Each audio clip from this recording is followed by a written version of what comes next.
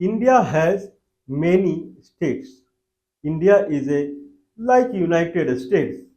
United States is a country, USA is a country where the many states they get united and become a country. So it is United States of America, and the states are really very powerful in a way that there is nothing called a kind of a central provincial election. So president is elected directly, and every state they give some electoral vote to either to one person. If there are 10 people they are contesting for presidential poll, then one of them will get full electoral vote from a particular state. So that state says that he is my president. Now every electoral vote added added, and at the end president is elected. But India is not that typical. It has states, but the states has no power. It is actually following the Victoria rule. Victoria of Britain, she was the queen of, means she was ruling through British Raj. It was called British India, British Raj. So one proxy of the kind of uh, Victoria of England would be sitting in India, and then he will be sitting in Delhi, and then he is kind of managing all the states, because idea is to fetch money from the states and then give this money back to the England. That is the concept of India. So India has states, but and every state has a governor, and governor and state is divided into districts, where every district had district collector associated with superintendent of police, so that district collector would facilitate the collection of the taxes. If someone is not paying, then police department is there.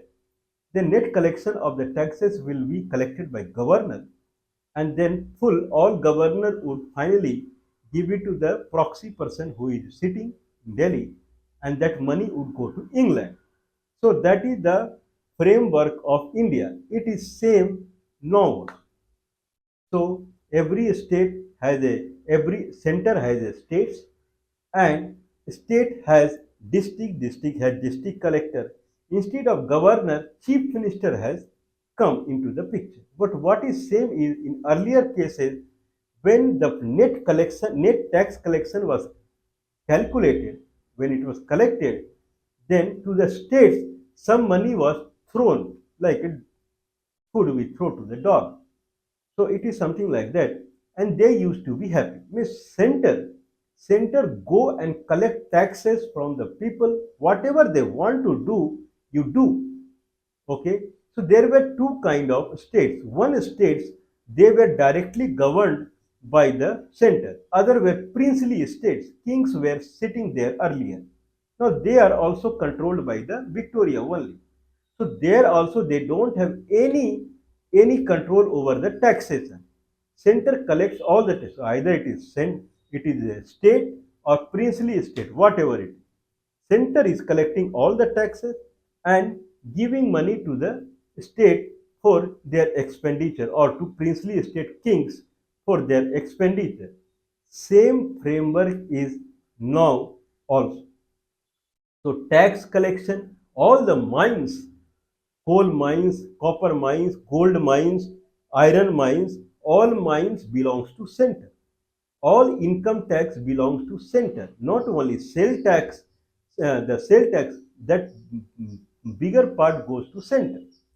What state government can do? Nothing. They just manage the police, and the in police also higher level police like superintendent of police and district collector, and above that they comes from center only, Indian Administrative Service. So Indian state has basically it has no much power. In return, Indian state they receive money from the center, and this is how they run. Main is center is rich, whereas states are poor. People are very poor. That is the architecture. But in this architecture, there is something called lower line states. At least they have police. So one state they have local police, and chief minister of the state they have control over the police through the SP, district head of the police, and those they come from the center only. Okay, but whatever it is. But below superintendent of police, other rank, the state government or chief minister he can appoint through examination or whatever it is. So superintendent of police, district collector and above comes from Indian Administrative Service. But state administrative service is also in the effect, and those are appointed by the chief minister. That much liberty is given. Land taxes will be collected by the chief minister, and sales taxes few part will go to the chief minister, or that part will come means full tax, sale tax, income tax completely will go to the center. Sale tax will also go to the center only. With that sale tax, some part the center will give to the state called IGST, means state, the part of the revenue that is collected from the people, calling it that some part will go to the state. So like some food to the dog. So this is the, but in states also there are two kind of states in India. One is called union territory and one is called full-fledged state. In union territory, the way the name is union territory means those are the small states, those will be directly governed by the union, central government. So police and everything will be governed by the appointed and governed by the central government itself.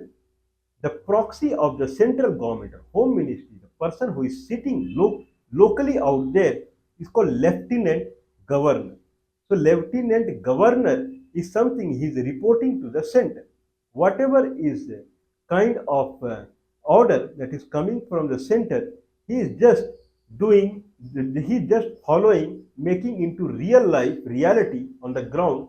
This is what the job of governor, lieutenant governor in the union territory is concerned.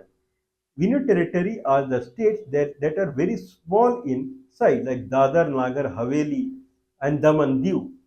They are in Maharashtra and Gujarat.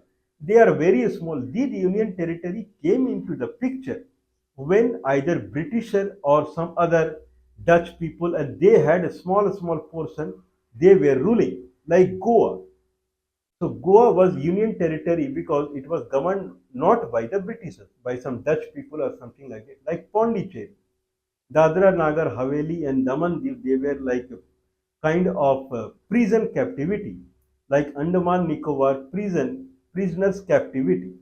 So these kind of typically they are Indian territory. Now they are directly governed by the central government. They are small in size. So, but there are three union territory. They have election and they have chief minister.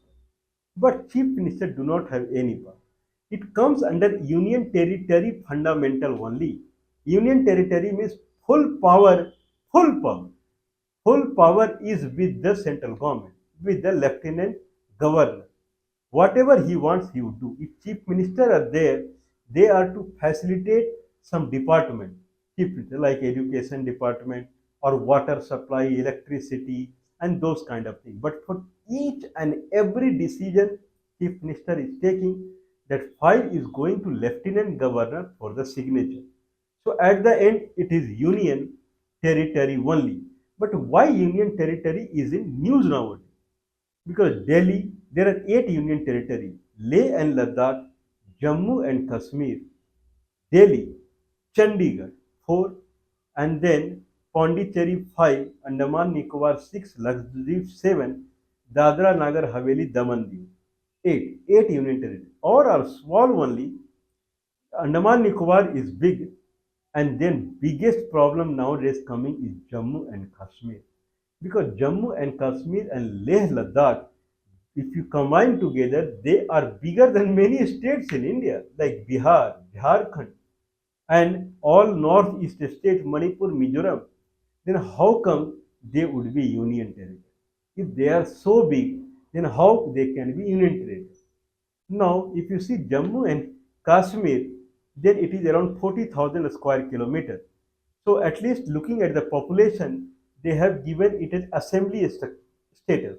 They will have assembly. There will be election that happen now, and national conference from someone from national conference who would be chief minister. But again, he does not have any power. Leh and Ladakh is completely silent and it is not seeing any election at all. What is this? Means this country means people every people they do not have equal right at all. Leh and Ladakh people they cannot see MLA and chief minister. Prior to 1947, Leh Ladakh was a prosperous region with trade with Kasi Kasgar and Tibet. It was all along completely independent. It would add revenue to the country. Now Leh and Ladakh has become burden to the country. Somewhere in the north, Leh and Ladakh is there without any MLA, without any chief minister, nothing. And region is 60,000, more than 62,000 square kilometers, much bigger than many northeastern Goa, Sikkim, these kind of full-fledged states. But see the irony, see their misfortune. Jammu and Kashmir. Full Jammu and Kashmir used to be a country earlier. They had a constitution, different flag, and Indian cannot go and buy land there because it's a separate country. No one can marry out there because it's a separate country. Now, condition is they are unitary. I don't have any problem if they are unitary. At least it's better that they become part of India, but they don't have any power now. Now people are laughing at the national conference that you are making the government in Jammu and Kashmir. You cannot appoint a simple a, a chaprasi. Chaprasi means fourth grade staff also. Okay, full power is with the lieutenant governor out there. Now I am asking what is the problem with the people in Jammu and Kashmir? What sin they have done? Means Leh and Ladakh anyway. Just I'm not saying that it should be like this because they were different some time back. Suddenly from a country to a union territory, it is something that is like a kind of what means people are kind of little strange in their life. What has happened? At least both the states should have assembly and full-fledged chief minister, but not now.